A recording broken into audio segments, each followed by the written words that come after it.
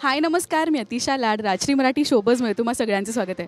तर रमा आणि राघवचं पुन्हा एकदा लग्न होतं आहे आणि आपण सगळे त्या सोहळ्याचा पार्ट आहोत. संगीत आहे, मेहंदी आहे, हळद आहे आणि मग ग्रँड लग्न आहे. तर आता रमाची आई किती छान तयार झाली आहे बघा. पहिले तर खूप स्वागत शीतलताई पुन्हा एकदा राजश्री मराठीमध्ये. कशी आहेस? मी एकदम fine and thank you so much. नेहमी तुझ्याशी बोलताना खूप मजा येते आणि नेहमी तुझा एक टच असतो प्रत्येक आउटफिटला. तर आत्ता एक काय तुझा चॉईस होता का, की काहीतरी तुझं इनपुट होतं का ह्या लुक? हो, कारण जे प्रेक्षक रमा राघव सिरियल बघतायत त्यांना माहितीच असेल की लावण्य सध्या खूप मेलोडाऊन जरा असं खूप डाऊन ती अटायर तिचं आहे. पण लग्नाच्या निमित्ताने मला वाटतं तिच्या ओरिजिनल फोर्स त्याच्यामध्ये आहे.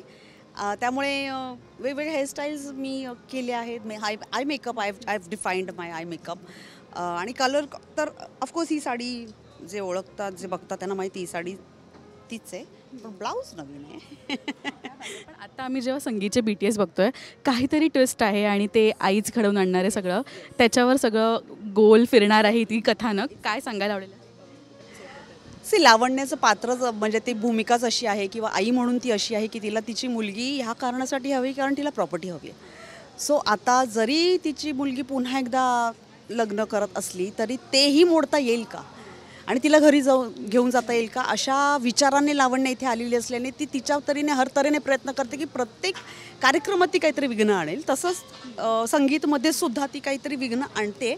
पण तिच्या विघ्न आणण्याने रमा राघव हे मात्र फार काहीतरी रोमॅन्टिक त्यांच्या आयुष्यात घडणार आहे. आणि आय थिंक जरी माझं इव्हिल इंटेन्शन असेल त्याच्यामध्ये तरी त्याच्यातून जे निघणार आहे ते खूप छान आहे. सो मला एक लावण्य म्हणून नाही पण एक शीतल म्हणून असं नेहमी वाटतं की आपल्याला कायम असं सांगितलं गेलं ना की असत्याचं म्हणजे वर सत्याचा विजय होतो किंवा वाईटातून चांगलंच निघतं. So I guess this is the thing. म्हणजे मला वाटतं हे नेहमी असं असतं की तुम्ही वाईट कोणीतरी करायला जात आहे पण त्याच्यातून काहीतरी छान फुलतं आहे.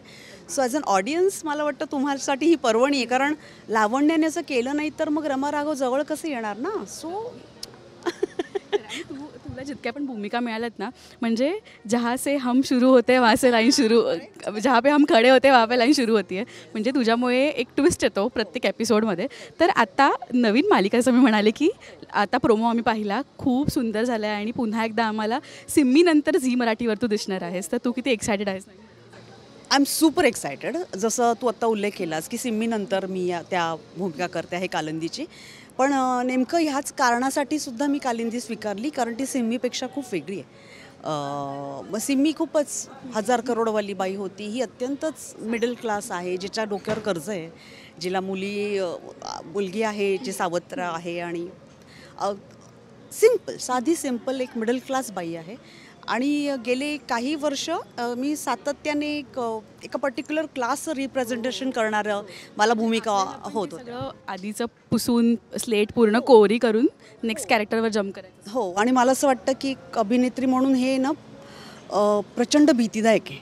आणि जेव्हा तुम्ही टेलिव्हिजनसारख्या मीडियामध्ये काम करताय जिथे तुम्हाला रोज प्रेक्षक बघतात आणि गेली अनेक वर्ष त्यांनी सातत्याने मला बघितल्याने आता मला ह्या भूमिकेतून मला स्वतःला पुन्हा रिइन्व्हेंट करायचं, काहीतरी खोदून काढायचं, काहीतरी कालिंदी मला सापडायला हवी असं माझं म्हणजे प्रयत्न आहे. आणि तो डिरेक्टर आणि लेखक आणि सहकलाकारांच्या माध्यमातून म्हणजे करते आहे प्रयत्न.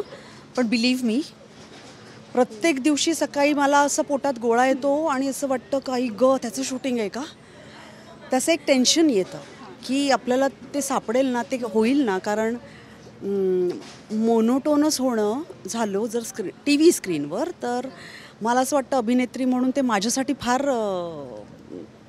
घाबरवणार असेल मला. सो ॲक्च्युली ही आत्ताची हा प्रवास आहे, हा माझा मी घाबरले जेन्युइनली. I am स्कॅर्ड. जोपर्यंत मला ती कालिंदीचं काहीतरी सापडत नाही ना, म्हणजे जगात मी शुअर होत नाही. आणि मला माहिती आहे प्रत्येकजण जे सिरियल करतात त्या प्रत्येक कलाकाराच्या आयुष्यात पर्टिक्युलर ती भूमिका करताना कधीतरी तो पॉईंट येतो जिथे त्याला त्या भूमिकेचं सोल कळतं. आय होप कालिंदीचं सोल मला लवकर कळेल. I am just praying and hopping. आणि आय एम व्हेरी शुअर की तुम्हाला कालिंदी आवडेल आणि तुमचा फीडबॅक खूप महत्त्वाचा आहे, तर जरूर कळवा. संगीतमध्ये परफॉर्मन्स आहे का तुझा खास? कारस्थानं करण्यामध्ये कारस्थानी करणारी बाई आहे लावण्या, पण तरी एक छोटं असा एक परफॉर्मन्स आहे. For the namesake. हां, फॉर द नेमसेक म्हणजे एक प्रमोशन करतो आहोत आम्ही कलर्सचंच. सो त्याच्या निमित्ताने थोडंसं लावण्या हातपाय हलवणार आहे. थँक्यू सो मच शीतलताई आणि ऑल द बेस्ट तुला नवीन मालिकेसाठी. आणि आता हे एपिसोड्स बघायला आम्ही सगळे उत्सुक आहोत. सो थँक्यू सो मच बोलल्याबद्दल. Thank you Atisha. God bless. Thank you.